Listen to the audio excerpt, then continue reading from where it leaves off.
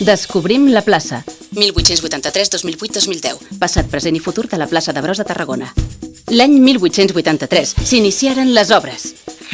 La plaça disposava de murs de pedra blanca i una façana de planta poligonal de 48 costats i 95 metres de diàmetre. La llei 9/1993 va catalogar-la com a bé cultural d'interès local. El 2005 la Diputació de Tarragona encarregà el projecte de remodelació i cobriment de la plaça de Braus. 2008. Construcció de la cúpula. Noves graderies, nova megafonia, nova senyalització d'emergència, nous accessos interiors i exteriors, nou ascensor. Tancament tèrmic i acústic. Restauració de la façana. Aquest any és el 125è aniversari de la plaça. 2010. Climatització i nova il·luminació. Construcció dels edificis annexos. Magatzem, oficines, sala de premsa.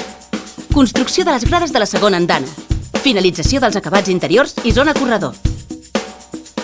Descobrim la plaça. 1883, 2008, 2010. Passat, present i futur de la plaça de Braus de Tarragona.